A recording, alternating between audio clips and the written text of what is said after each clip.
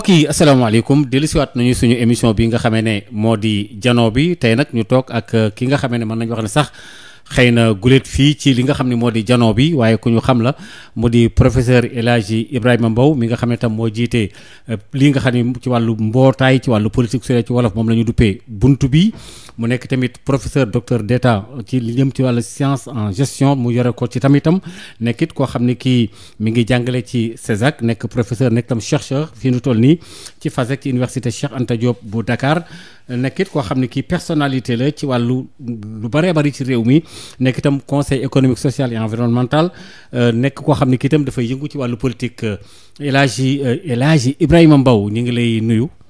jërëjëf Maodo maa ngi lay fay. di la remercier bu baax a baax ci invitation bi. comme ça ñu wécci xelaat. tontu ci Sénégal fi mu toll.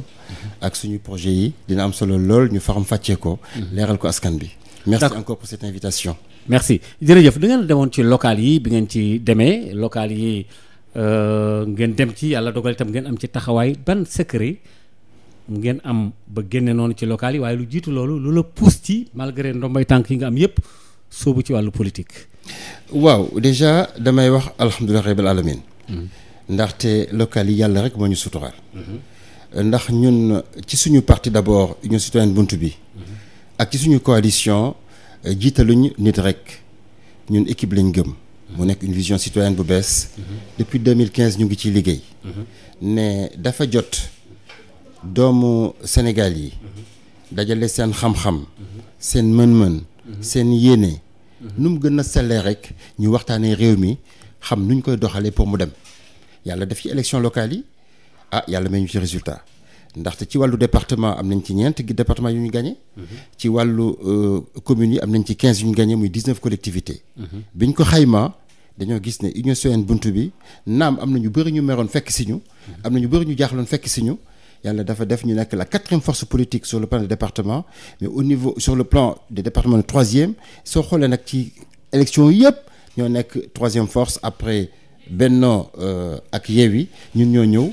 loolu nag dynamique d'équipe la di remercier population yi parce que ñun dañu am projet bu ñuy wax Sénégal entrepreneuriat solidaire di taataan ci askan bi xeebuñu kenn lépp lañ dugal dëxëñ ko ni lii lañ bëgg a jëfal réew mi nit ñi dégg ko au niveau local ne gouvernance locale dafa am solo lool nit nekk ministre bu ko nekk maire nekk député bu ko nekk maire nekk DG bu ko nekk maire dafa nekk loo xam ne xewul ci ñun ndaxte boo ci jàpp rek liggéey bu am solo la bu laaj temps la bu laaj xam-xam la bu laaj énergie la soo ci bëggee def ñaar wala ñett rek dafay sooxe te loolu dafa war a jeex Sénégal loolu la ñuy wax askan bi ñu jox ñu ndomb tànk jox ñu ay commune ñu ngi doxal am nag ñaan yàlla suñu borom subhanahu wa taala mu may ñu ci ndam ndaxte lépp rek c'est pour l'intérêt général.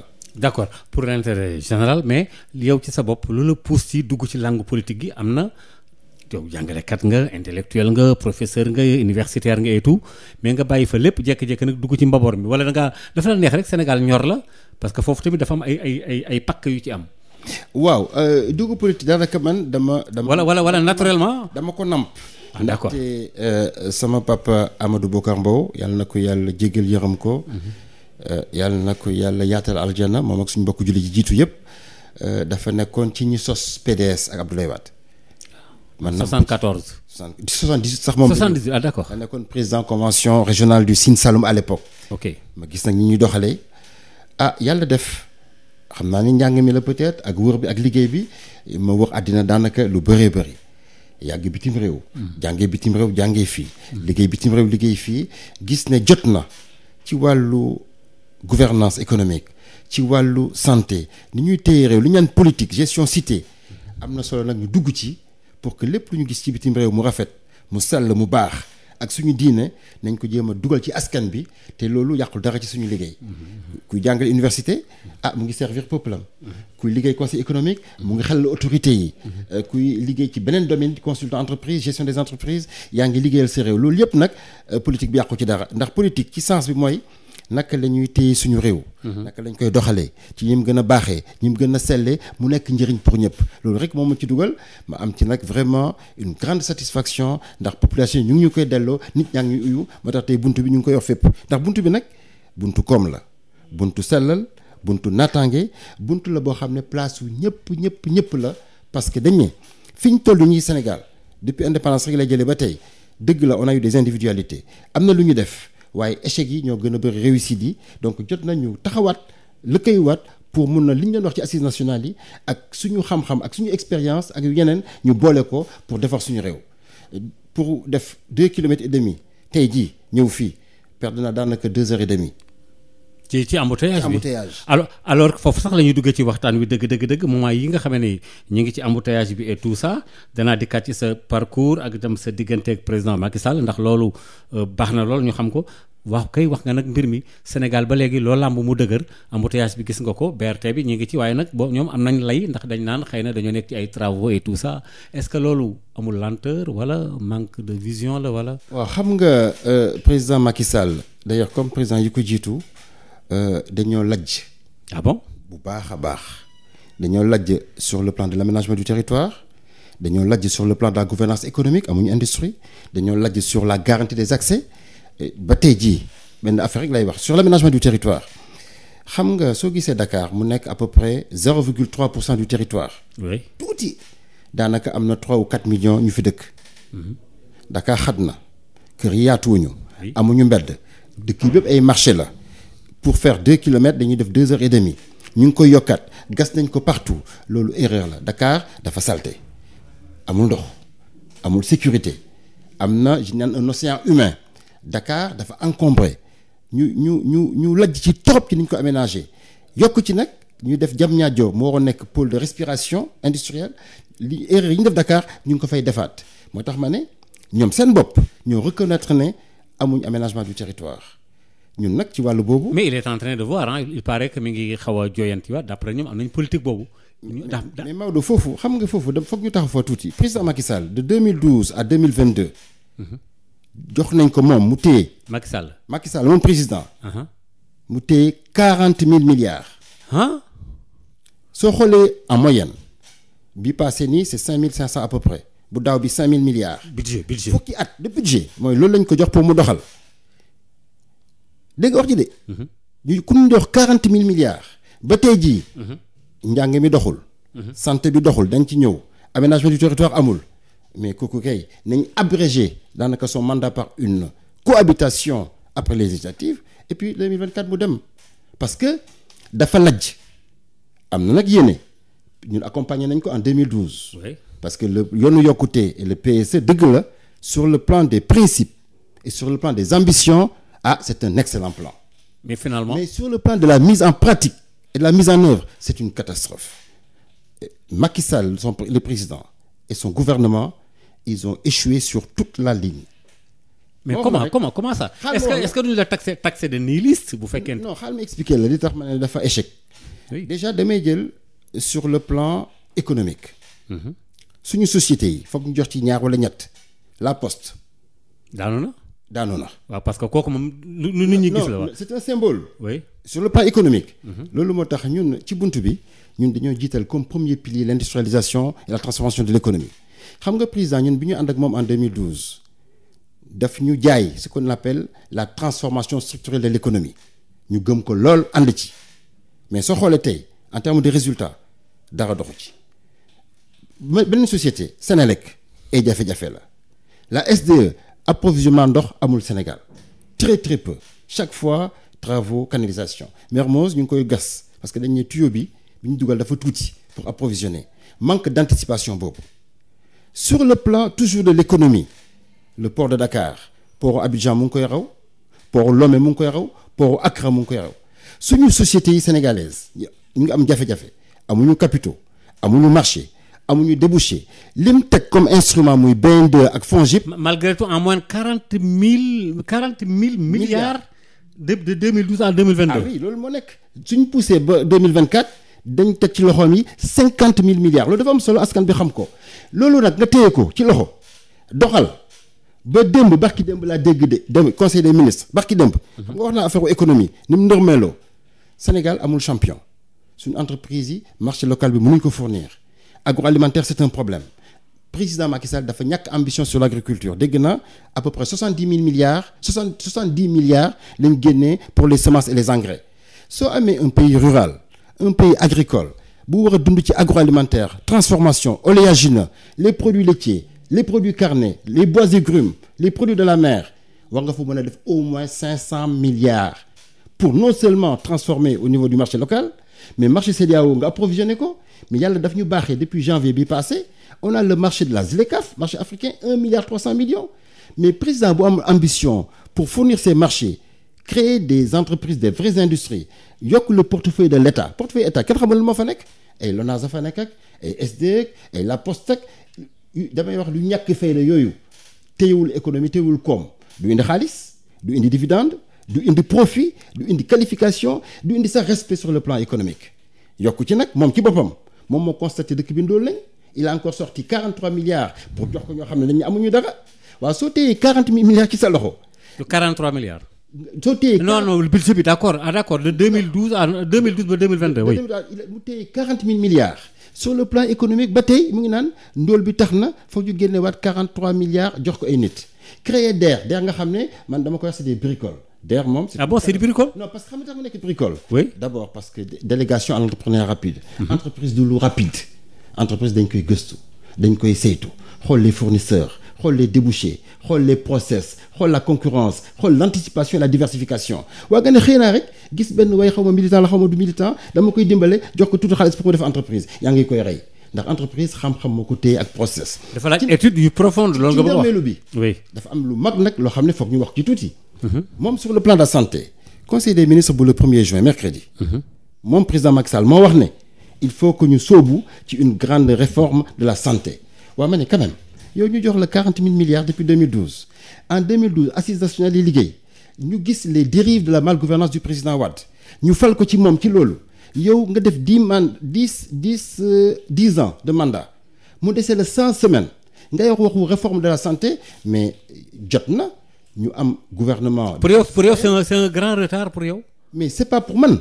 non d'après li mu wax ci non c'est que dama ne suñu doom yi yàlla leen yàlla yërëm dee ci fajukaay yi suñu jigéen ñi dee xale yi sonn lool ma parcours Sénégal lu bëri maa ngi wax sax ni ma parcours àddina bi mais li ma parcours Sénégal moo ëpp waa Ranérou yi nit ñi nekkuñu en sécurité waa Goudiri yi nekkuñu en sécurité du nit du mala du dara énergie solaire bi ñuy wax ni doxul waa ma ne yow nga téye 40 000 milliards de budget doxal pendant fukki at échec sur le plan de l'industrie et de l'économie échec sur le plan de la santé l'école bi problème la bu ngi wax école de l'excellence mais excellence bi c'est que de nom échec sur l'aménagement du territoire ba tey jii ñu ngi naan comment on va aménager le Sénégal Diamniadio c'est vrai les stades sont beaux jërëjëf Turquie mais fi mu ko def du foofu c'est ça dañuy marché da ngay def 5 heures à l'aller 5 heures au retour tali yi nekk 2 fois 3 voies et encore alors que waa Turquie seen bopp di ko defar soo demee Izmir wala nga dem Istanbul mais da ngay gis ne dañuy def 2 fois 4 voies 2 fois 6 voies dafa waroon a profiter de son budget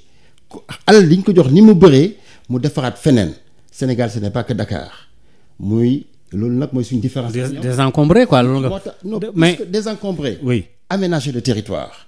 le Sénégal n'est pas aménagé. d'accord. tout est concentré à Dakar.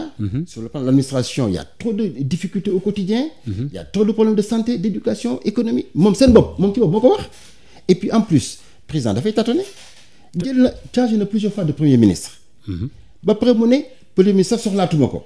te loolu c'est une catastrophe après mu ne dama ko soxlawaat mais réew mi. yow da nga bëgg wax ne d'abord bi mu ne daf ko soxlawaat dafa def benn procédure d'urgence daa def conseil des ministres libérer entre guillemets le gouvernement après revenir at bàyyi gars yi ñun. bouche bée Maodo. waaye àddina bi fi mu toll. oui ak jafe-jafe yi. ak crise bi. ak xam-xam bi mu laaj. président dafa war a seetaat non seulement son entourage mais xoolaat naka lay yeggale ces 100 semaines pour avoir un peu plus d'efficacité gis nga réew. pourquoi mathématiquement tu parles de 100 semaines. non xamante ne non parce que c'est ça c'est trop abrégé hein. non c'est ça parce que 100 semaines on est aujourd'hui le 3 juin. ouais. Il reste 7 mois pour aller au 31 décembre. Ah oui, après, d'accord. Il y a 2023 c'est 365 oui. Voilà 52 semaines plus 48 semaines on est à 100 semaines moo ko fi dese. mathématiquement parlant moo tax ma ne foofu dafa am ma dugg ci baaram tuuti ne procédure d'urgence. musiba lay. mais c'est ce qu'il a fait hein. ba ne mënoo changer plusieurs fois de premier ministre. après nga teggi ko.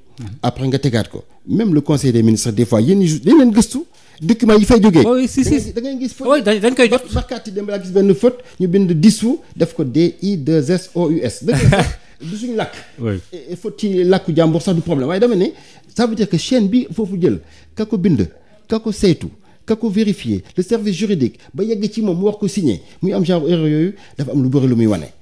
gis nga fi ñu toll dañoo war a suñu mbokk yi dañu leen war a noppal ci lu bëri.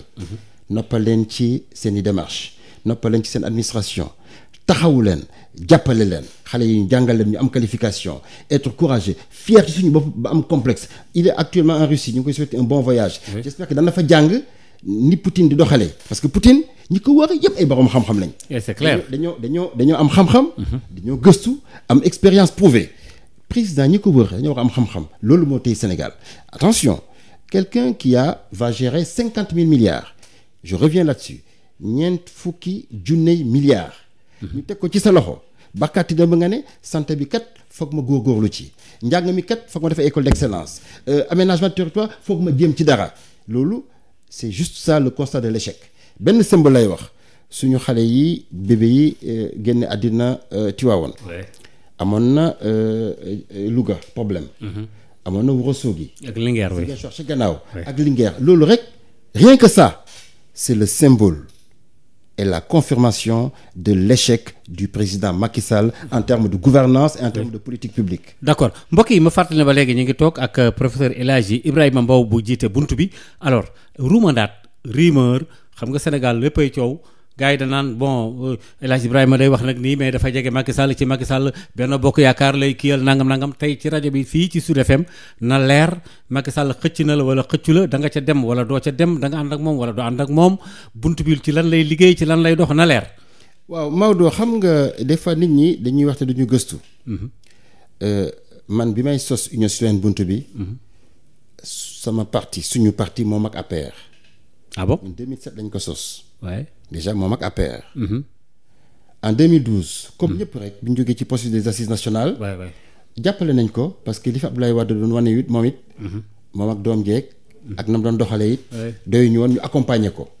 avec beaucoup d'amitié de loyauté. dëgg la sama diggante ak moom diggante bu rafet bu sell beaucoup de respect. yéen a bokkoon école bu ngeen jàngee. ñoo bokk classe laa wax. yaa président Macky Sall. ma ne classe laa wax classe. ah yéen a bokkoon benn classe. classe ñoo amandoo bac. le président. bac classe. mu nekk nit ku baax. nit ku bugg liggéey. nit ku am jom. nit ku généreux. nit ku ouvert bu am ambition. waaye sur le plan de la gouvernance ak des politiques publiques mais dafa télé doxul dafa échec. léegi nag dëgg la Union citoyenne accompagné na ko dans le cadre de Macky 2012. oui avec fierté.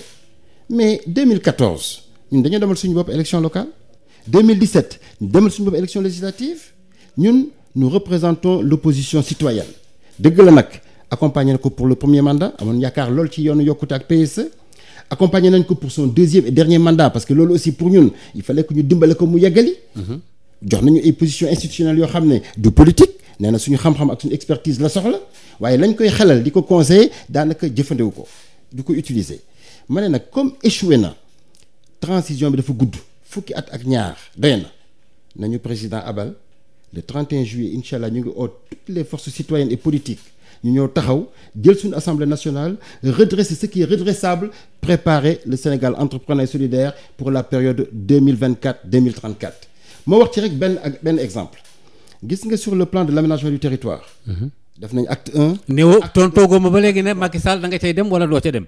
non man mënuma dem ci Macky Sall pour une raison simple suñu coalition buntu bi ma seq ko yeneen chef de parti ak yeneen sous coalition dafa nekk coalition d'égale dignité que Benno Bokk Yaakaar ñun li ñuy liggéey mooy Benno Bokk Yaakaar abal ñu parce que dañoo lajj dañoo tële mënuñu et c'est échec boobu yow teg ci sa bët moom ci boppam wax na ko parce que nee na foog ñu réformer santé bi barki démb la ko wax. foog mu réformer éducation barki démb la coûte majorité bu téye autant d'argent autant de budget échoué sur le plan économique échoué sur le plan de la sécurité échoué sur le plan de la santé échoué sur le plan de l'école échoué sur le plan j'allais dire de la tranquillité d'esprit parce que ñu ngi naan dafay dem ak du dem même le code électoral bi ñu bind ak yeneen textes yi dañ ko bind dans la précipitation conseil des ministres ba pare ñu ŋàññi suñu fonctionnaires yi nañ leen rendre hommage gis nga l'administration sénégalaise l'administration électorale mu nekk jàngalekat yi agent de santé yi nekk nos amis du ministère de l'intérieur de la DGE gàcci ngalama le Sénégal a une excellente administration yàgg def nañ fi alternance depuis Abdou Diouf dañu ko fi génnee administration boobu teggi fi Abdou Diouf teggi fi Abdoulaye Wade teg fi président Macky Sall maîtriser processus électoral waaye ñoom texte yi li ñu bind rek la ñuy jox texte yi gouvernement bi validé en conseil des ministres suñu député yooyu nga xam ne matuñu député voté ko texte yi dafa bancal dafa matadi dafa insuffisant ce sont des textes tellement faits à la va-vite avec tellement de contradictions moo jur jafe-jafe yi ñu gis tey Sénégal nag réew bi ñu toll nii kenn du ko téye noonu da ngay gëstu ay textes saytu ko càmbar ko waxtaanee ko mais administration bi ñoom surtout au niveau élection mais dañu defal ay recommandations ne les acteurs politiques su ngeen bëgg élection yu jaar yoon def leen nii acteurs politiques yi teggi ko taluñ ko ndax ñun ku nekk yaa ngi xëcc sa bopp sa ego man maa mun maa xam maa def lii maa def lale loolu moo tardel Sénégal li jot nag ba jot mooy ñun loolu la mooy buntu bi ñun dañu wax ne ñu former équipe liggéey aménagement du territoire bi ñu luppee nañ fexe ba am 5 régions parce que nag ñun buntu bi ñun dañu am programme bu ñuy wax les 5 piliers du Sénégal entrepreneurial et solidaire pilier bi ci njëkk mooy koom ñun dañoo gëm koom. c'est dans l'économie. industrialisation. dañoo bëgg état renforcer portefeuille am. ñu am ay champion ci wàllu agroalimentaire wàllu chimie médicament textile li nga xam ne suñ ko defee fii jaay ko jënd ko dafay baax. deuxième administration dañ ko war a moderniser dañ lay la kayiti juddu nga sant Thiam ñu defal la Thiaw nga sant Mbow ñu defal la Mbaaw nga sant Sarr ñu defal la Sarr benn avec benn dafa métti ba nga xam ne ñun dañuy ci loi yu ñu nar a proposer ak réforme yi dañuy def ce qu'on appelle le ministère des données un ministère d'État yaakaar naa dañ ko def ci building administratif bi dana régler tous les problèmes ndax xam nga li tax. oui foofu dafa fay wax benn minute rek. d'accord allez-y. état daf lay laaj casier judiciaire. te état ak état civil. état mooy defar casier bi. moo koy concevoir. moo koy bind. la ca nekk. moo koy bind. moo koy vérifier moo koy contrôler waaye yaa xayti lu tax nga koy la citoyen bi loolu dañoo bëgg a noppal askan bi ci loolu. créer un ministère des données. ba nga xam ne chaque fois que dañuy am politique publique. dañu gis impact bi. sur l'aménagement du territoire Maodo xam nga maa ngi doon wax acte 2 acte 3. mais erreur la Sénégal dafa bëri ay villages bëri ay communes ancienne communauté rurale et cetera loolu dañ koy teggi ñun dañuy def ay réformes yoo xam ne ci suñu gis-gis ci àddina ak suñu gëstu ak suñu jàng ak li ñu taataan ci yeneen réew yi dox dañu am 5 grandes régions. 5 grandes régions. Ah ben c'est peu. Grand Nord Grand Sud Grand Est Grand Ouest Grand Centre. région bu ci nekk. moitié budget bi dañ la koy doter am ce qu'on appelle un conseil du territoire 100 élus du département de la région ñooy waxtaanee le foncier l'aménagement am seen koom industrie bu fa am. ñoom dañ ci am action ñu jox leen l'équivalent de 500 milliards par an Maodo soo jëlee la région Grand Nord nga am un conseil territorial nga am ce qu'on appelle un préfet de région parce que gouverneur nag moom affaire tubaab yi. dañuy copier coller mal collé dañ ko war a bàyyi ñu nag tubaab yi bokkuñu modèle bokkuñu diina bokkuñu modèle bokkuñu gis-gis bokkuñu histoire dëgg la moomoon nañ ñu waaye moom nañ suñu bopp nañu am un modèle sénégalais gis nga sur le deuxième point de l'aménagement du territoire dañuy am ce qu'on appelle un collège préfectoral gouverneur dañu leen di dooleel jox leen koom jox leen économie jox leen moyen mu nekk sax un préfet de région wala ñu xool ban tour moo leen di valoriser. D'accord. Troisième institution. gis nga conseil territorial bi mooy nekk l'assemblée politique de 100 élus. gis nga le préfet de région le collège de préfets ñooy représenter l'administration au niveau du territoire et dans la réforme dañu am un ministre d'État chargé des programmes gis nga kooku liggéeyam yëpp mooy 500 milliards yi ñu dugal ci territoire bi par an naka lañ koy doxalee moo koy saytu mais Maodo région boo jox 500 milliards nga dawal fukki at jox nga ko 5000 milliards mais soo ko joxee 5000 milliards dana régler lu bëri.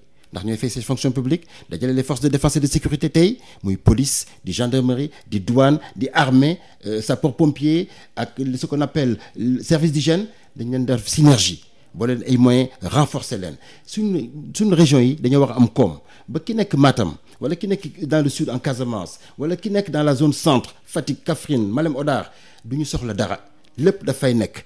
région bi su amee koom. c'est ça la décentralisation. moo tax ñun dans nos réformes ñu ngi koy proposer ni ñu ko wax ci campagne bi ñu ngi proposer Sénégal ne leen la coalition Buntu bi va proposer ce qu'on appelle l'acte unique de la déconcentration et de la décentralisation pour que li ñu manqué ci décentralisation ñu enfin ñu réunir ko. réussir ko suñu dëkk bi naat. d'accord suñu dëkk bi naat mbokk yi ba léegi maa ngi fàttali ne ñu ngi ak professeur El Hadji Ibrahima Mbow alors temps yi bon ñu revenir ci tuuti pour ñu continuer waat entre Yewwi ak Benno Bokk Yaakaar yooyu énormément de couac yéen nag yàlla musal na leen ci waa buntu bi bi ngeen demee DGE direction générale des élections ngeen def seen biir bon à peu près taf ngeen pare ci noppalu ci. kenn génnewu leen kenn seppiwu leen amu leen ay doublon amu leen ay problème parité et cetera bon conseil constitutionnel bon xam naa certainement demain ou après demain d'ici mardi bu dee lundi fête la ñu war a wax bu fekkee waxuñu suba wala gannaaw suba alors ban lecture politique nga am ci cette cohue-bohue là c'est du pêle-mêle quoi jaxase googu noonu. waaw xam nga dafa bëri acteurs politiques yu bëri yoo xam ne. politique mooy seen métier.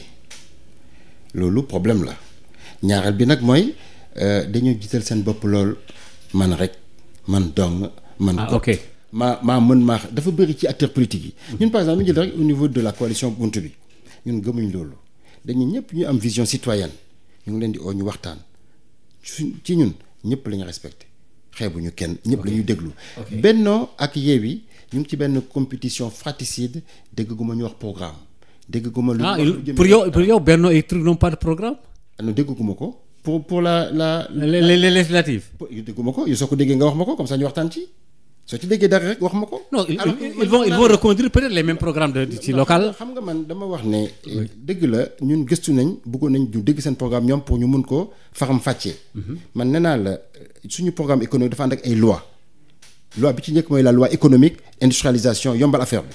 deuxième loi naka la ñuy moderniser administration yombal askan wi seen nekkin troisième loi naka la ñuy aménager suñu territoire def benn réforme boo xam ne bind nañ ko taxaw na acte unique de la déconcentration territoire yi ñu jox leen 500 milliards par territoire ñu doxal ak 3 institutions le conseil territorial qui sans élu politique ñoom ñoo koy tànn seen i doom ñooy régler le foncier régler l'économie. D'accord. Le collège préfectoral. D'accord. ma ñëwaat rek. conseil constitutionnel. vas-y. xam nga conseil constitutionnel. oui. man bind naa fan yi ci gannaaw coalition bi sax moo ko bind ne dañ ko war a réformer. réformer la. nañu ko tëggee ñun dañoo wax ne nañ def cour constitutionnel moom nañ gëm ma wax la lu tax parce que conseil constitutionnel nañu ko tëggee. doxul te du mës a dox. pour une raison simple juróom-ñaari sage ya fa nekk. xam nga sagesse du affaire at.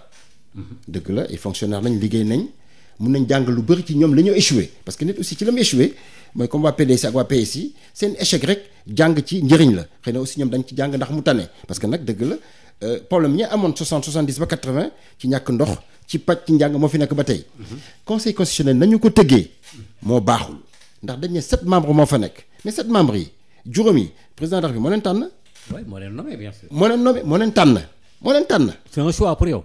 ah non moo leen tànn président comme nommé kay boo ko tànn. waaw d'accord mais dama jàpp ne da nga sur 7. tànn bu am lu rax quoi nga bëgg a wax. non xaaral ma expliquer la moo leen sur 7 5 yi moo leen tànn. oui yeneen ñaar yi dafa laaj président assemblée nationale ne ko jox ma ñeenti tour ma tànnal ci ñaar xam nga loolu mu ngi nekk affaire waaw xam nga loolu xam nga yow xam nga suñ mbokk Sall mi dañ naan waaw mooy loolu daal nga tànn juróom-ñaari membre duñ mës a def loo xam ne àndoo ci parce que dafa am une dépendance institutionnelle même su fekkee ne wax nañ ne le conseil constitutionnel est autonome et indépendant avec son budget. mais loolu ñaareel yëf yi mooy man dama bëgg ndaw yi surtout am xam-xam ñu leen di boole ci yëf yi ce n'est pas parce que kawar yi dafa weex rek que y a la sagesse dëgg la ñu ngi leen di respecter am nañ présomption ne dañoo sage ñu ngi xaar ci ñoom des décisions conformes au droit mais xam nga seen jafe-jafe lan la code électoral bi ñu bind moo manqué su code électoral manqué dafa am un vide juridique su amee dañ naan waa conseil yow interpréteel la ngay wax mooy dëgg te la ngay wax mooy dëgg te amul recours mais loolu ci jamono ji nekk loolu kenn mar day tam musiba la 7 personnes nga wóolu leen au point ne su fekkee ne yoon bi code électoral bi lii cas bi prévoiru ko parce que cas bi am na cas yu bëri yu mu prévoirul comme prévoiru ko nag yow ñu ngi xaar sa interprétation ak sa décision problème la moo tax ñun dañ ne il faut que ñu am cour constitutionnelle de vrais magistrats yu xam droit jàng droit gëstu droit xam ni àddina bi di doxee ci wàllu élection ñu taataan ko jël décision boo xam ne soo ci àndul da nga am def recours waa nit kese dong kot rek nga wóolu ko ba ne li muy décider kenn du ci teg baat mais loolu musiba la nga yokk ci nag ne su ko xasee ba décider dañ ko war a topp te su juumee it tant pis mais loolu problème la moo tax ñu ne très vite li assise nationale waxoon te président Macky Sall daf ko falax loolu aussi bokk na ci suñu. non dafa wax na signé na bon lu koy dee xool lu ko neex mu signé. non c'est que dafa ñu ngi féliciter. il a fait un jeu de mots quoi. l'équipe xam nga y a trois choses xam nga le président Souran le professeur Souran yàlla na ko yàlla yërëm jéggal ko moo suñu mbokk julli jiitu yëpp. yàlla xaaree leen aljanna dafa def une réforme foncière importante. mu ngi ci tiroir yi la charte des assises nationales les assises les conclusions ak la commission nationale de réforme des institutions. bi waxoon ni premier ministre warul ñàkk mooy aménager suñu territoire. non Amadou Mahtar Mbow cette fois-ci. ah bon non réforme foncière c'est professeur Souran voilà. mais CNRI Amadou Mahtar Mbow justement wala loolu ci social yi la woon quoi mooy assises nationales yi pardon. loolu nga xam ne liggéey boo xam ne liggéey bu sell la. amoon consensus fort. ànd ak xam-xam ànd ak expérience. ànd ak dal ànd ak comparaison de ce qui se fait à l'étranger président teg ko de côté moom muy xalaat moom kenn moo tax dafay juum moom kenn. dafay assumer moom kenn moo tax ma ne jot na comme tegu nañ ci loxoom autant de budget autant de possibilités ñun dañoo jàpp ne ñun au niveau de la coalition Buntu bi opposition citoyenne confirmée d'égale dignité avec toutes les autres coalitions di ñaan ñu dugg ci campagne yu jàmm campagne yu programme campagne yu waxtaan campagne yu respect askan bi dañoo wax ne il est temps mu préparer ay bagages am pour dem ci jàmm ak salaam parce que loolu rek ñun coalition bi loolu la ñuy xaar te yàkkamti nañ ko ba abréger la transition que à partir du 1er août ñu téye un gouvernement qui va régler les super priorités parce que y en a sur la santé sur l'éducation sur les lois de finances qu'il faut rectifier sur le soutien à l'économie aider les populations vulnérables nit ñi ndóol nañ moo ko wax 43 milliards agriculture bi daanaka amul ambition 70 milliards amuñu engrais bi baaxul urée bi baaxul ICS problème la moomuñu ko il est temps que ñu taxawar suñu bopp créer un véritable modèle sénégalais moom nag mënu ko parce que su ko mënoon de 2012 à 2020 dana ko def comme mënu ko nag te réew mi soxla nañ ko très bien comme mënu ko mu abale loolu nga wax. ah non dafay mais justement non dafay abale mais d'accord boo insister ci dafa war a abale est-ce que da nga ragal ne dafa war a def troisième mandat. man troisième non c'est amul tout parce que Macky Sall xam na lu mu war a def. nga xam expliquer la gis nga Maodo. dëgg la foog ñu wax ci parce que nit ñaa ngi koy wax. troisième mandat.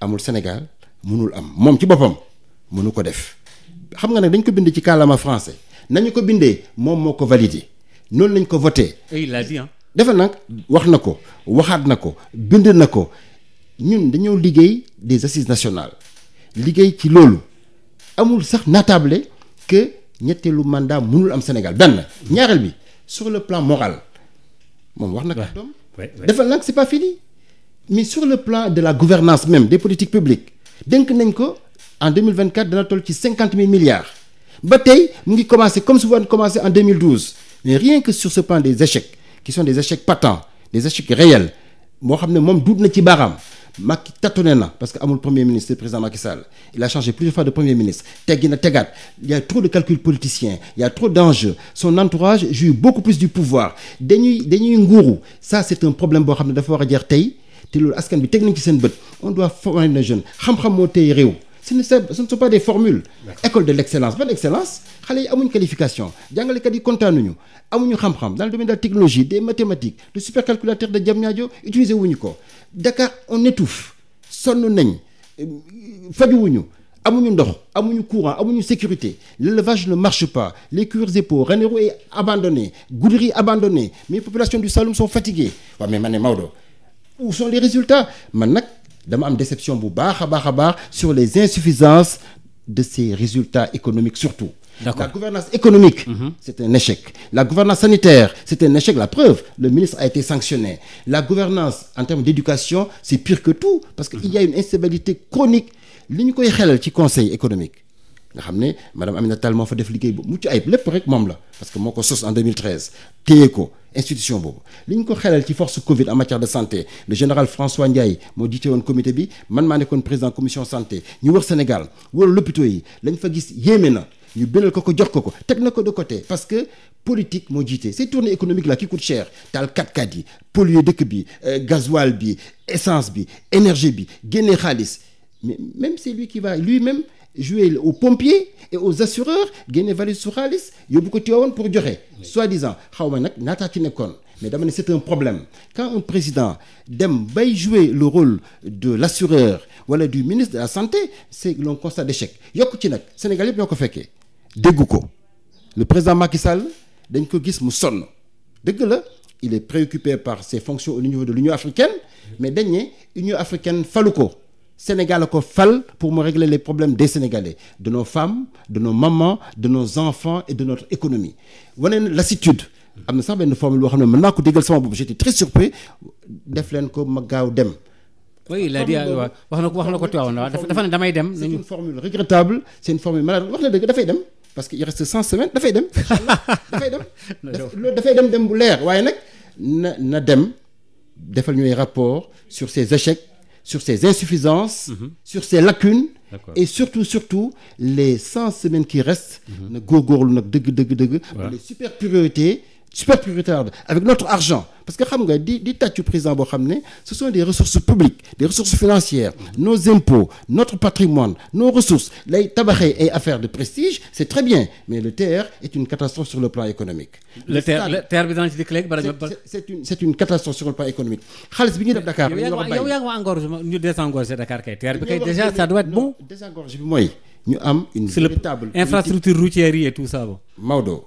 la solution bu xam ne wër na àddina waa Singapour réussir nañ ko waa Malaisie réussir nañ ko et plus proche de nous waa Ghana waa Togo ñu ngi koy réussir waa Botswana nañ jël xaalis bi doter nos territoires d'argent bàyyi de seen assemblée territoriale seen i doom ñu régler seen i foncier seen aménagement defar seen i jàkka seen i industrie seen i tool yaatal seen i këru 150 mètres carrés yëpp kus la Dakar rek du Sénégal. D'accord léegi nag dama ne comme dafa échoué côté boobu. aussi mais nañu dimbale yaa xayti 100 semaines yi des mu góorgóorlu ci ba lim diggee woon. en 2012 ba ñu ñëpp ñu ànd ak moom mun ko respecter. d'accord professeur El Hadji Ibrahima Mbow moment yi ñu toll yëpp Sénégal gis nga violence bi ni mu tëddee et tout ça comme yaa ngi yëngu ci wàllu politique bon sociologiquement parlant est-ce que société bi moo nekk ci mutation wala c'est dans l'éducation de base. Qu'est-ce qui se passe rey nit ki jël alalam alors que jeunesse bi am na ñoo xam ne dañu wax ne parce que gouvernement bul fàtte ne am na programme de politique de la jeunesse programme d'emploi xëyu ndaw ñi et tout ça ak budget yu ñu ci def jëndal fi ay nit fii ministre Dame Diop ñu yóbbu ko Njaareem mu jënd fi ay et cetera loolu c'est pour la jeunesse xam naa yéen te am ngeen seen programme boo xam ne bii mu ngi jëm ci emploi des jeunes est-ce que ndaw ñi ñoo perdre espoir wala lu xew ba yi am ci société bi surtout reyante bi et cetera. Maodo gis nga.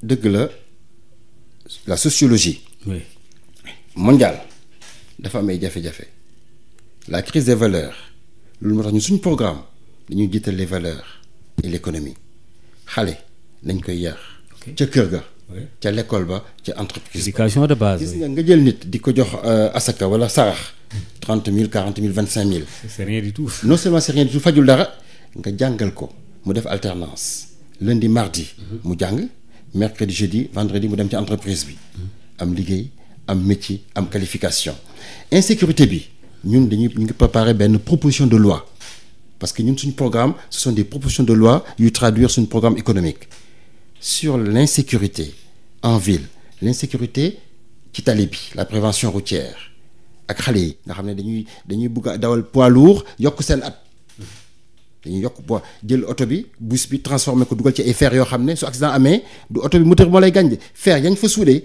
moo lay mujj gaañ insécurité bi dafa nekk de partout mënoo génn guddi te tafuñ la man ma belle-sœur génn di liggéey fajar di dem ville ñu këf sac bi passeport et l'argent lu ma fekkee dëgg la si nekk fii di waxu expérience personnelle dafa day waa mais sama chauffeur di dem yoonu Fatick accidenté mu ngi dee ci hôpitalu Fatick bi amuñu bagage man maa dem pharmacie jënd ay bagages am naa ci ñu ma jege accidenté ñu bàyyi leen ci tali bi ñu yaakaar ne dee nañ suñu amuloon ndimbal ak sutura suñu borom dañ leen jël si yóbbu leen yàlla sauvé leen yàlla rek nag moo téye bakkan loolu lu ñu dund la te na ma ko dundee Maodo noonu la ko Sénégal di dundee au quotidien suñu jigéen ñi tiwaawoon ak keneen ma ne nag soo jàllee la somme de ces faits dafay wane jarul étude de marché jarul sondage l'échec de la politique et la gouvernance du président Macky Sall est un échec palpable c'est un échec évident c'est un échec au quotidien il est temps de l'abréger naka lañ koy abrégé nag mooy que les forces citoyennes de Assemblée nationale qu'on ait de vrais députés qui ne vont pas être des députés partisans yoo xam ne dañuy nekk fa di waxtaan contrôler l'action gouvernementale proposer des lois yoo xam ne dañuy tenir en compte quelles sont les exigences citoyennes ba pare nag une bonne représentation dafa am solo loolu amu fa. et Maodo xam nga neexul ba neexul mais Sénégal dañuy nguuru mon avion mon gouvernement mon premier ministre loolu moo xaw a xewi nañuy wax notre ñun équipe lañ gëm. bunt bi doo gis benn bopp buy génn di jaay boppam di wanewu suñ diine sax mayuñu ko waaye gëm nañ ne jafe-jafe yi war nañ di ko waxtaanee njàng mi santé bi suñ ko waxtaanee ba yàlla indi ci ba yàlla saafara ko mais njëriñ la aujourd'hui on a à peu près 5000 milliards de budget waaw suñ joxee état central la moitié 2500 milliards beneen 2500 milliards yi 5 fois 5 ñu séddale ko les 5 grandes régions jox leen ko pendant 10 ans mais Sénégal dafay naat. mais Mbow man nga ma wax ne Macky Sall quand même sur le plan infrastructure yi gis nga Dakar ni mu ko def gis nga piste rurale yu bëri dindi na ko autoroute Ila Touba def mais Macky quand même c'est 12 ans am na benn bilan quand même. am na bilan. oui quand même. kenn teg nañ ci suñu bët. il a réglé énormément de problèmes sur l'électricité bi c'est vrai que am kii na mais baax na ba léegi. am na bilan sur le plan des infrastructures. oui li ma wax tey jii. bind ko waxaat ko te wax ko ci campagne bi mooy ces choix économiques ces choix en matière d'infrastructure ces choix en matière de décentralisation ces choix sont mauvais les choix du président sont mauvais ne sont pas pertinents ne sont pas utiles yaa ngi koy dund maa ngi jógee ville tey dañ ma oo tey ne ma sa bulletin dafa ndox bulletin keneen ma jógee fa université bu ñu jullee àjjuma ci étudiants yi fekk leen macha allah sama yaram dafa daw dañoo rang tali bi yëpp sécurité ñu julli ci pelouse bi ma ne am na parce que nag suñ boolee xam-xam ak diine ak éducation ak comportement ak set man maa ngi julee ci tali bi gis pelouse bi parce que man maa ngi jàngale université jàngee naa fa sama thèse fii laa ko defee beneen thèse bu njëkk bi beneen dëkk la mais thèse am na fii gis ne université avancée xale yi seen motivation gis xale yi jigéen ñi taxaw set ñëpp set ma ne yaakaar am na parce que man dama gëm ne dëgg la on est un pays agricole et rural mais am nañ pétrole ak gaz 2023 dafay ball. Oui. Le Sénégal change de statut on devient un pays pétrolier et gazier waa xaalis boobu yëpp nag ñu nar a téye waruñu ko bàyyi ci loxo président ak gouvernement surtout que c'est un gouvernement qui tâtonne tâtonne mooy lan ñaata premier ministre lañu am changé nañ ko ñu ngi koy delloowaat ministre de la santé félicité nañ ko ci Covid bi dàq nañ ko mais moom ñam doon liggéeyal lañ tegaat ana changement. pour yow Sambay bàcc quoi yow. Sambay bàcc. waaw pour yow avec le changement de. waaw maa ngi ne Sambay bàcc. ah bon loolu bàcc bu jigéen laa xam ni ñu koy waxee. Samba bàcc bu jigéen parce que Samba góor la. bàcc góor la expression bi rek. waaw non xam na waaw. da nga naan ndax Sambay Kumba. ndax Sambay Kumba waaye Sambay bàcc bon. non mais on plaisante avec ça parce que. bon c'est vrai parce que dañoo soxla fi ñu toll nii. dañoo soxla de véritables chefs d'État. de vrais leaders. ki nga xam ne seen ambition rek mooy. ni téye réew métier. Pourtant Macky on dit qu'il est ambitieux. Non il est ambitieux. Oui. Il est travailleur. dëgg la il est compétent. mais tout ça daf ko utiliser au service de la politique politicienne. ah bon yow pour yow priorité yi nekkul fi mu ko teg. mais Maodo du man moom ci boppam moo ko wax moom moo ne barki dem bu conseil des ministres mais lire déclaration bi nee na il faut une grande réforme de l'hôpital. waaw wax na ko. démb et d'ailleurs waxoon na ko sax bu yàgg. nee na dégg na nee na il faut optimiser la carte sanitaire. Oui. Optimiser en 2000 mu ngi koy wax en 2022 alors que 2012 la ko waroon a commencé ñaar mu ne il faut évaluer la professionnalisation des professionnels de santé parce que dëgg la j'ai des amis médecins ñu ngi koy wax xaw ma dëgg la wala lu dëgg mais des fois ñi raxas karo yi mais su ñu ñëwee seen kër yi dañuy consulter di def ordonnance di bind. dégg nga troisième fois mu ne la fonctionnalité des constructions équipements parce que dégg na xale yi fa ñu gaañoo dañu leen fa tëjoon. amul vidéo caméra amul dara mu wax 4 président ne renforcer plateau médical ak maintenance mu ne 5 il faut mettre à niveau les services d'accueil et d'urgence mais loolu ce sont des priorités des années 60 nekkoon des priorités de 2000 nekkoon des priorités de 2012 moom mu téye 40 000 milliards lijjantiwul loolu ba tey nan tey la nekk priorité alors qu'il a eu 10 ans pour faire comme il a eu 10 ans pour mal faire et qu'il a mal fait l'ambition est une chose objectif c'est une chose le dynamisme est une chose mais le concret et les résultats sont insuffisants nañ ko nangu nit nag soo nekkee xaritam da nga koy wax dëgg man de yéene naa ko jàmm bëgg naa mu dem ak jàmm defal ñu un rapport précis ma daaneel foofu rek bàyyi suñu dëkk bi une autre équipe de citoyens ne moom rek mu xalaat ne moo war a mën a doxal erreur la daf fi am ku mu remplacer ñu ngi leen di ko delloo njukkal am na ku koy remplacer incha allah parce que noonu laa dina di doxee na ko def ci jàmm dem ci jàmm mais ces histoires de jeu là ces histoires politiciens virgule beeg point beeg mandat beeg loolu pour man ce sont des fantaisies ce sont des comédies qui peuvent être des comédies incendiaires une tragédie Sénégal soxlawul loolu ma daaneel rek foofu dafa bind nag ne bii c'est mon deuxième et dernier mandat nous l'attendons mais ñun yegguñ sa foofu dañ ne au 31 juillet na Sénégalais yi voté la coalition buntu bi wala toutes les autres forces citoyennes d'opposition pour qu'on impose la cohabitation et qu'on transforme notre pays parce que moom ak équipe am mënuñu.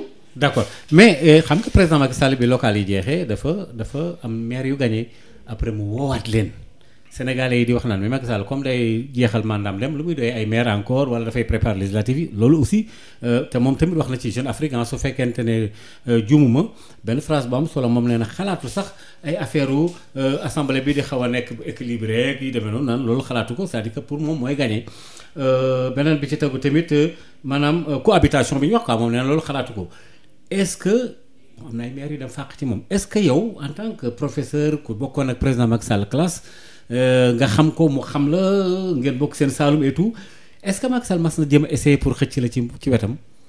waaw mais non c'est une information. waaw mais non attention Macky nag bind na ñetti décret bi mu njëkk mooy daf ma jël en tant qu'expert qualifié yóbbu ma conseil économique social et environnemental pour ma koy xelal. oui. occasion non l'institution conseil économique social et environnemental du politique. d'accord déedéet foofu nag foog ñu delloo ko fa njukkal di wax ne suñu mbokk conseil yi ñu ngi def liggéey bu mucc ayib liggéey bu am solo boo xam ne ñun ci réforme yi dañuy proposer ñu transformer ko que conseil économique ak haut conseil dans leur forme actuelle dañ koy évoluer yóbbu leen ci conseil du territoire parce que foofu la ñu amee njëriñ gën a am njëriñ def nag benn organisation faîtière bu am 15 membres à peu près haut conseil moom dañ koy supprimer parce que gisaguñu seen liggéey boobu ba tey mais le conseil économique social et environnemental ci wàllu santé agriculture transformation médiation sécurité lépp liggéey na ci informatique prévention. loolu liggéey conseil bi. Non conseil économique social et environnemental. liggéey na liggéey bu mucc ayib. mais malheureusement jëriñoo wuñu ko moo tax ma ne dina am solo nag expert ya fa nekk. am xam-xam. liggéey maa ngi leen di féliciter leen encourager ne leen moom ci boppam ak àddina bi dañu féliciter nañ leen jël transformer leen yóbbu leen au niveau des conseils territoriaux dans les régions def une organisation faîtière doter leen des moyens li manque ci décentralisation ñëpp a ngi koy wax. dañuy décentraliser sur le principe amuñu xaalis bu ñu liggéeyee nañ jël budget état bi jox leen ko te wóolu leen ñu nekk dans les assemblées territoriales Maodo 5 grandes régions lañ gëm 5 conseils territoires bu ci nekk am 100 élus. waay waa Saloum suñu dajee waa Fouta dajee waa Casamance dajee waxtaanee seen i suuf seen i économie seen njàng xale seen santé di fay seen i fonctionnaires seen défense dafay dem ndax am na dëkk yu bëri yu ko def l'Allemagne a réussi ça Singapour a réussi la Malaisie a réussi le Botswana a réussi le Ghana a réussi le Nigeria en partie a réussi waaw ma ne du ñu jéem. non mën nañ ko réussir bu ñu jéemee. parce que li ma la bëgg a laaj nga tontu ci mooy est-ce que comme ñu ngi doon rumandaat da nga jege Macky Sall ak yooyu. est-ce que mas na essayer pour dugal la ci. waaw dégg nga ma ne la jël na décret. non conseil économique social dafa fi jël. c'est une bonne position respectable. bi ñu amee force Covid sur le plan politique moom. waaw non defal naa ko bi ñu créé commission nationale délégué territoire mu dénk ko le président Djibo Ka yàlla na ko yàlla yërëm. jéggal ko moom ak mbokk yi ñu jiitu yëpp. 14 personnes boole nañ ma ci ma nekk commissaire à la présidence de la République bi force Covid bi amee.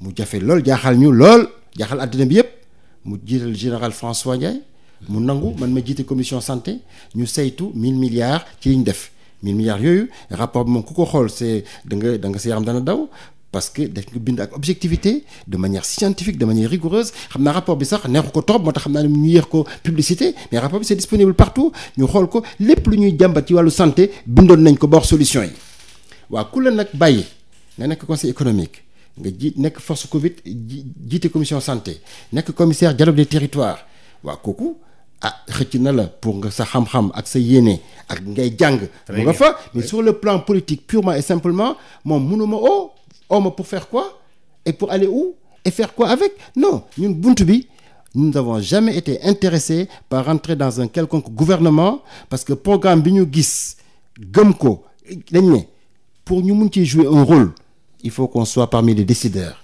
ñun gëmuñu des individualités gëmuñu des calculs politiciens gëmuñu des intérêts individualistes ñun duñ nekk ñoo xam ne dañuy jouir du pouvoir ñemewuñu ko yarewuñu ko te dem fenn ñun Sénégal dañ koy xalaat pour tey ñun suñu doom ak suñu ëllëgu doom loolu nag soo ko amee da nga naan les différents secteurs là nañ boole ñëpp bañ a xeeb kenn Sénégal les gens jouissent du pouvoir président nag man bëggoon naa xam su ngeen ci xamee tax ngeen wax ma yan borom xam-xam ñoo ko wër am na solo un chef d'État président Macron fi mu nekk Poutine beaucoup de chefs d'État ay borom xam-xam yu wóor yu sell yu taxaw yu ñu ràññee ñoo koy xalaatal ci lu bëri y a beaucoup d'erreurs mais les deux stades là Arena bi ak stade Abdoulaye Wade jàkkaarloo kenn mënu fa accès mais loolu jafe-jafe la TER bi ñu gas Dakar nii Dakar mu ngi mel ni dëkk janax xaal ba mbam taw rapajo ragal nañ mu tawee mu kii mais waaw mais après manque d'anticipation boobu moo baaxul moo tax ma ne l'aménagement du territoire est une priorité la garantie des accès ndox faju habitat sécurité on a des ressources pour cela mais le dernier point c'est la diplomatie suñu diggante ak Mauritanie ak Gambie ak et cetera mais nañ def un partenariat gagnant-gagnant ba ñoom ñu nekk à l'aise bu ñu gisee produit sénégalais dañ koy jënd kontaan ci parce que dañ ci am wàll Air Sénégal maa ngi koy wax sànq di wax LONASE di wax Sénélec di wax SDE mais la beneen bi Air Sénégal c'est une catastrophe. Air Sénégal comment non d'abord on a perte Air Sénégal les 5 ans à venir dafay nekk en situation de perte sèche perte d'exploitation parce que les charges d'exploitation sont supérieures aux produits d'exploitation. Les charges financières sont supérieures aux produits financiers loolu mooy perte parce que nañu ko tëggee moo baaxul. moo tax ma ne moom waroon na jël ñu am xam-xam wax ko sur le plan économique am na ñu bëri ñoo xam ne xam na leen jàng na leen waxtaan nañ ci mën na leen ñu xelal ko mais nag di xalaat yow kenn di def yow kenn yow ne nii la am premier ministre bàyyil premier ministre da ngay jum yow kenn c'est ce qui lui arrive il pense seul il agit seul il se trompe seul mais malheureusement conséquences yi ñun ñëpp ñoo koy dund loolu moo war a jeex à partir du 31 juillet. d'accord à partir du 31 juillet. incha allahu rabbi incha allah yéen yaakaar ngeen ne réew mi dana changer majorité bi dem ci opposition bi finalement ñu jël premier ministre ci opposition bi bu fekkente ne constitution bi loolu la ñu wax alors pratiquement 1 minute 30 moo ñu dese léegi dama lay delloowaat kaddu gi nga wax lan ngay tëjee lan ngay résumer lan la bunt bi jëm ci élection yi et cetera et cetera. waaw jërëjëf Maodo on n'a pas vu le temps passer. waaye parce que di remercier ci waxtaan bi. di wax ne chaque fois que ñu am occasion. dañuy taataan. di wax bu ñu bëgg mu baax bu sell. pour mu nekk njëriñ pour ñëpp. Sénégal nag ñun ñu ngi oo ñëpp rek ne leen les jeunes les femmes les sages jot nañu fàtte suñuy bopp tuuti. former équipe. aujourd'hui ñu ngi oo Sénégal yi ne leen. nañ dem Assemblée nationale pour avoir des forces citoyennes. pour gouverner le Sénégal, finir la longue transition du président qui va durer 12 ans pour attaquer le Sénégal entrepreneur solidaire et réussir les 5 piliers bi ci ndëkk na suñu dëkk am koom soxla nañ ko pour ñun ak ñeneen suñu dëkk nañu réformer administration bi nit ñi sonn nañ lool ci utum këyit te teguñu ko fenn respecter suñuy fonctionnaire nag gouvernement bi texte yu gaaw yi muy def nii nañ koy saytu ñetteel bi neen aménager suñu territoire am 5 grandes région ensemble la ñu wax yu am doole am un conseil territorial am un collège de préfets de région am un ministère d'État chargé des programmes de la région jox leen des dotations importantes minimum 500 milliards par an pour ñu doxal avec une assemblée territoriale de 100 membres. 4 les accès universels ñu bàyyi di ko wax nañ ko garantir muy santé bi di habitat bi di sécurité bi di qualification bi et dernier point c'est le 5e pilier mooy ñu au Sénégal ne leen nañ am jàmm ak àddina bi yëpp.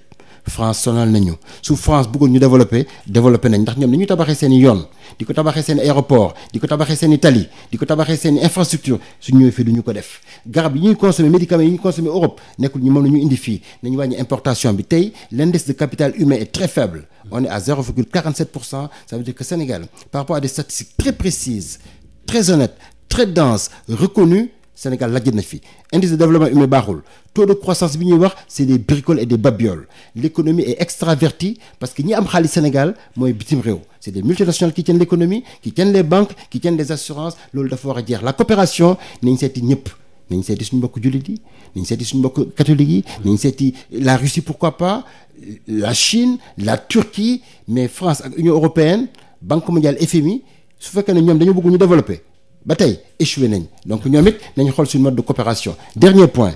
Sénégal doit développer son partenariat avec les autres pays africains gis nga marché ZLECAf. c'est 1,3 milliard d'habitants nañ ci liggéey. di leen jox ñu lekk di leen jox ñu naan di def business ak ñoom wóoluwante jar suñu sécurité. ne Afrique aujourd'hui c'est le centre du monde et c'est le présent du monde. jërëjëf docteur El Hadji Ibrahima Mbow ñu ngi lay sant bu baax a baax di la gërëm ma fàttali ne tey yaa ñëwoon fii ci Sud FM ci émission jano bi ma fàttali na itam yaa jiite buntu bi ngeen jëm ci élection yi nga xam ne fanweeri fan ak benn lay doon ci weeru sulet ñu ci tànn tamit ñu dem ci wàllu maanaam tànn yore kàddu askan wi 2007 ba léegi nga formé parti bi leer na Sénégal yi wax nga ni Macky Sall moom sur le plan politique doo dem ci làngam c'est clair loolu moom defe naa ni kon léegi ñu ko doon rumandaat loolu waxatuñ ko beneen bi ci tegu dikk nga ci point yu bëree bëri sur le plan infrastructurel sur le plan politique sur le plan santé ñëw nga ci éducation bi pratiquement dajale nga tomb yi nga xam yëpp réew mi mu lay dund seen 5 axes yi tamit wax nga ko muy seen programme pour yi ngeen gën ko yaatal def ci ay milliards kenn ku nekk am autonomie sur le plan économique loolu tamit nekk na loo xam ne lii am na solo wax ngay tamit daanaka 2012 ba 2022 plus de 40 000 milliards teg nañ ko ci loxoy njiit réew mi di président Macky Sall te 2024 bi dina koy gën a yokkuwaat mais jàpp nga ne malgré tout ak ambition yi mu am yépp président Macky Sall dafa échoué mbokk yi kon incha allah beneen yoon daañu dikkaat ci beneen jamono ak beneen homme politique incha allah ci wàllu jano bi jërë ngeen jëf merci beaucoup jërëjëf.